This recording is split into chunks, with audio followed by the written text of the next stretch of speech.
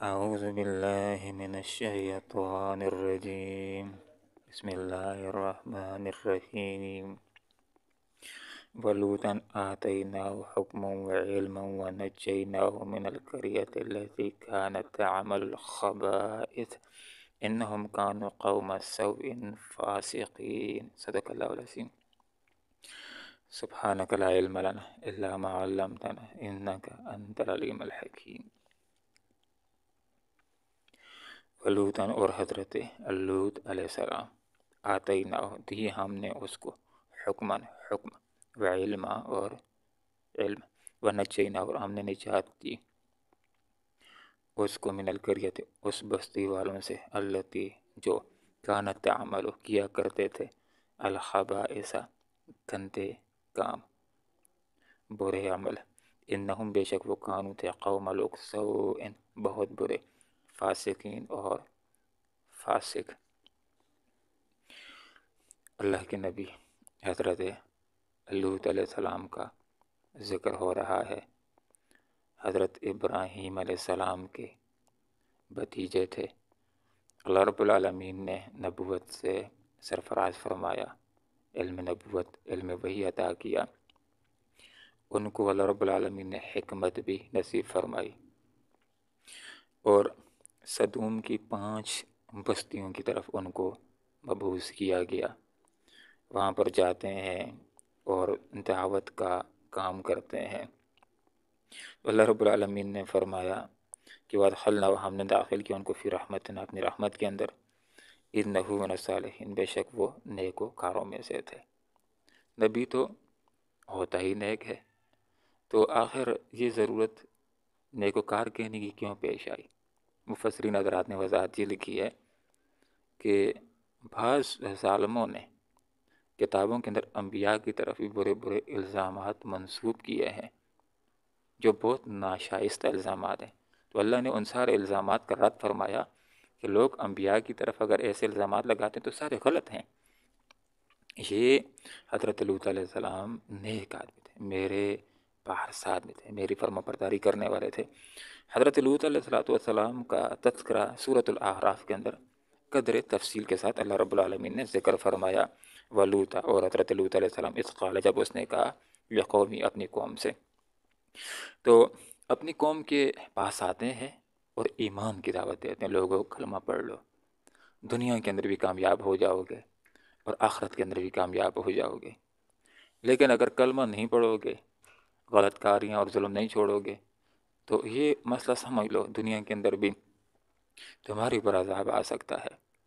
اور تاریخی عذاب آنے سے پہلے یہ باتیں ان کو سمجھائی جا رہی ہیں، عبرتناک سزا ملنے سے پہلے یہ سمجھایا جا رہا ہے. اور آخرت کے اندر ظالموں کافروں کے لیے اللہ نے دوزخ کی آگ کو تیار کر رکھا ہے. ہر نبی کی یہ شان ہوتی ہے کہ لوگوں کو دعوت ایمان بھی دیتے ہیں اور بالکل واضح انداز کے اندر جس گناہ کے اندر لوگ اختے ہوں تو صاف طور پر حکمت کے ساتھ ان کو بتلاتے ہیں یہ غلط کام ہے، گناہ کا کام ہے، اور اس سے بچنے کے تمہارے لیے کیا کیا فوائد ہیں اور اس کو کرنے کے تمہارے لیے کیا کیا نقصانات ہو سکتے ہیں. تو ان کو دعوت ایمان بھی دی.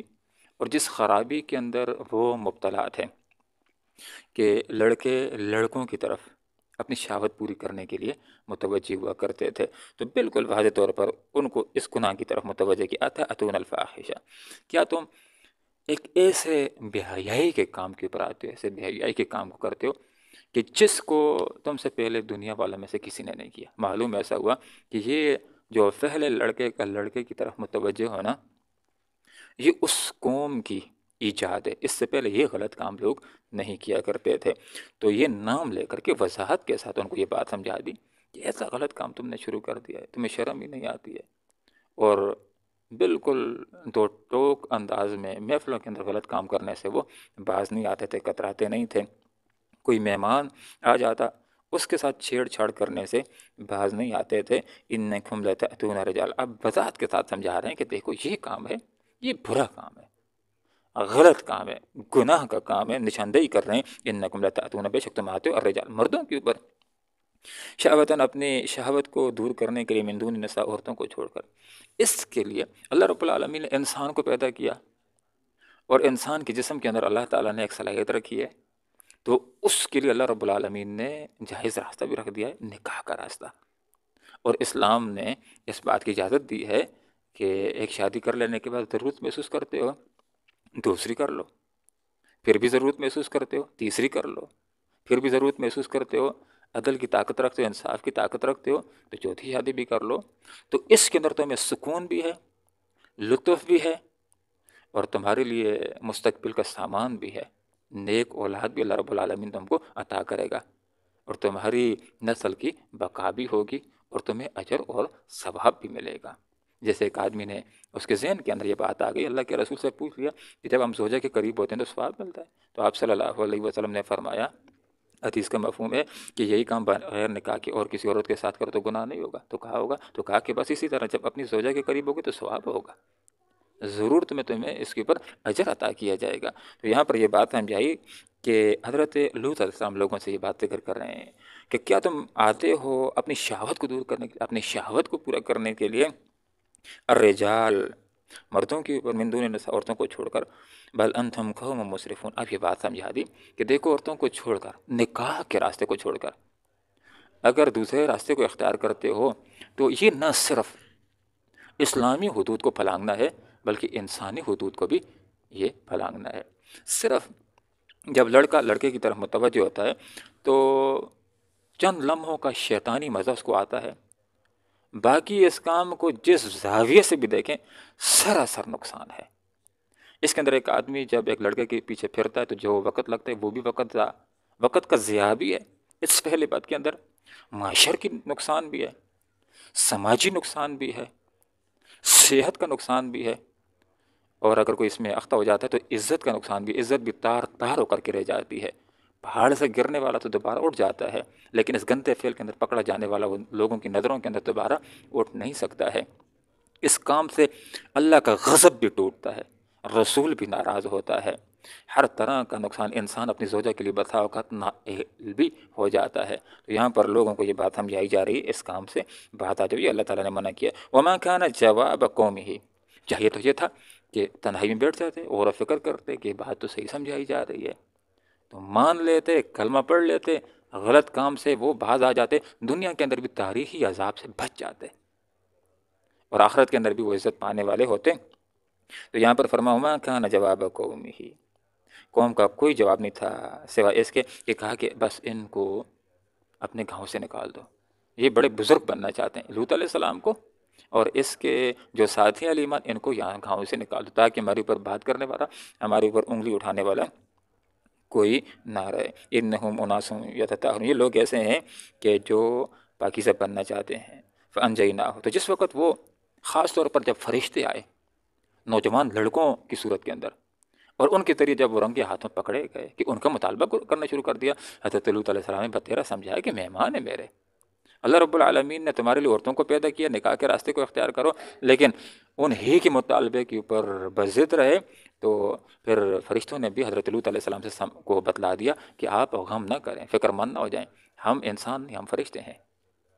تو اللہ رب العالمین نے فرمایا فانجیناہ، ہم نے نجات دی حضرت لوط علیہ السلام کو، اہلہ، اور اس کے اہل کو جو اس کے اوپر ایمان لانے والے تھے، الا امرأتہ، سوائے اس کی زوجہ کے جو کافرہ تھی، جو عذاب میں پیچھے رہنے والوں میں سے ہو گئی، کانت من الغابرین، وہ پیچھے رہنے والوں میں سے ہو گئی۔ دنیا کے اندر اب بھی کچھ ممالک ایسے ہیں کہ جہاں پر لڑکے کی شادی لڑکے کے ساتھ، انہوں نے اس کو قانونی جواز دیا ہے، اللہ کے غضب کو بھڑکانے والی بات ہے۔ اور پاکستان کے اندر بھی ٹرانسجینڈر بل کے نام سے لڑکے کی شادی لڑکے کے ساتھ کرنے کے اس عمل کو تحفظ دینے کی ایک ناکام کوشش کی جا رہی ہے، جس کے اندر یہ لوگ انشاءاللہ کامیاب نہیں ہو سکیں گے، کیونکہ یہ پاکستان ہے، یہ مسلمانوں کا ملک ہے، اور اس کو اسلام کے نام کے اوپر حاصل کیا گیا تھا، اور اس کے اندر انشاءاللہ اسلامی نظامی نافذ ہو کر کے رہے گا، اور اس کے اندر کوئی ایسا قانون انشاءاللہ بن نہیں پائے گا، پاس نہیں ہو پائے گا کہ جو قرآن و سنت کے منافی ہو۔ تو اس قوم کا کیا انجام ہوا؟ بتیرا سمجھایا جانے کے بعد جس وقت ان کے اوپر اتمام حجت قائم ہو گئی تو ایسی تاریخی سزا ان کو دی گئی کہ اس سے پہلے بھی اللہ نے کسی کو نہیں دی، اس کے بعد بھی کسی کو نہیں دی۔ تاریخی سزا کیا تھی کہ اللہ رب العالمین نے ان کے اوپر بارش فرمائی، وَأَمْطَرْنَا عَلَيْهِمْ مَطَرًا، ہم نے ان کے اوپر بارش فرمائی، لیکن بارش قطروں کی نہیں تھی، پانی کی نہیں تھی، یہ کنکریوں کی بارش تھی۔ اور پھر جبرائیل امین تشریف لائے اور سدوم کی 5 بستیوں کو اپنے ہاتھ کے اوپر اٹھایا اور نصف آسمان تک لے گا اور الٹا کرتے بحر مردار کے اندر پھینک دیا۔ فانظر دیکھو کیف کیسے کان ہوا عاقبت، برا انجام مجرمین کا۔ علماء نے یہاں پر یہ ایک نقطہ درج کر لیا ہے کہ ایک لڑکا جب لڑکے کے ساتھ غلط کام کرتا ہے تو اس کی شرعی سزا کیا ہے؟ تو کچھ علماء کی رائے یہ ہے کہ کم از کم اس کی شرعی سزا زنا والی سزا ہے۔ اور زنا کی سزا کیا ہوتی ہے کہ اگر لڑکا جس سے زنا کے غیر شادی شدہ ہو، کیس ثابت ہو جائے، 4 گواہ گواہی دے دیں، تو اس کی سزا تو کوڑے ہوتی ہے۔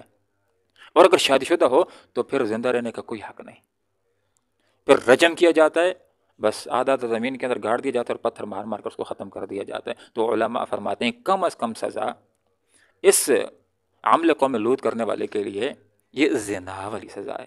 کچھ علماء نے کہا کہ نہیں، اس کی سزا رجم ہے، اب اس کو زندہ رہنے کا کوئی حق نہیں ہے، اس کو مارا جائے گا پتھر مار مار کر کے۔ اور کچھ علماء یہ فرماتے ہیں کہ فاعل اور مفعول دونوں کو قتل کر دیا جائے۔ اور کچھ علماء یہ فرماتے ہیں کہ قتل کرنے کا انداز بھی ایسا ہو کہ اس قوم کی سزا کے ساتھ مناسبت ہو، کہ بلند بوسیدہ دیوار کے اوپر کھڑا کر دیا جائے، پھر اس کو نیچے گرایا جائے، پھر دیوار کو اس کے اوپر گرا دیا جائے۔ امام ابو حنیفہ رحمہ اللہ کی یہ رائے ہے کہ جو لڑکا لڑکے کے ساتھ غلط کام کرے گا تو اس کی تعزیری سزا ہے۔ تعزیری سزا سے مراد یہ ہوتا ہے کہ حد نہیں ہے، حد سے مراد یہ ہوتا ہے کہ وہ سزا جو اللہ اس کے رسول نے متعین کی ہو۔ تعزیری سزا کا مطلب یہ ہوتا ہے کہ یہ قاضی کی ثوابدید کے اوپر ہوتا ہے کہ وہ اس کو سزا دے دے، جاؤ دفع ہو جاؤ، یہ سزا دے دے، یا تھپڑ لگوائے، یا اس کو جیل کر دے، یا جرمانہ کر دے، حتیٰ کہ تعزیری سزا کے اندر اس کو پھانسی تک دینے کی بات ہو سکتی ہے، اس کو قتل کرنے کی بات ہو سکتی ہے۔ تو یہ قاضی کی اپنی ثوابدید کے اوپر ممکن ہے ایک دفعہ جیل کر دے، پھر بھی وہ شرارت کرے، دوسری دفعہ اس کے اوپر جرمانہ عائد کر، پھر بھی سزا کر، تیسری دفعہ اس کے لیے قتل کا آرڈر بھی جاری کیا جا سکتا ہے۔ اللہ رب العالمین سے دعا کرتے ہیں کہ اللہ تعالیٰ قرآن و سنت کو سیکھنے کی، سمجھنے کی اور پھر اخلاص کے ساتھ اس کے اوپر عمل کرنے کی توفیق عطا فرمائے۔ آمین وآخر دعوانا ان الحمد للہ رب العالمین۔ ولوط، اور حضرت لوط علیہ السلام، آتیناہ، ہم نے دی اس کو حکم وعلم اور علم، ونجیناہ، اور ہم نے نجات دی اس کو من القریۃ، اس بستی والوں سے، التی جو کانت تعمل، کیا کرتے تھے عمل، الخبائث، برے عمل، انہم، بے شک وہ کانو تھے، قوم لوگ، سوء، برے، فاسقین، بہت فاسق، بہت نافرمان، وادخلنا، اور ہم نے داخل کیا اس کو، فی رحمتنا، اپنی رحمت نے، عذاب سے بچایا، انہو، بے شک وہ تھا، من الصالحین، نیکوکار لوگوں میں سے۔ اللہم ربنا آتنا فی الدنیا حسنہ وفی الآخرۃ حسنہ وقنا عذاب النار برحمتک یا ارحم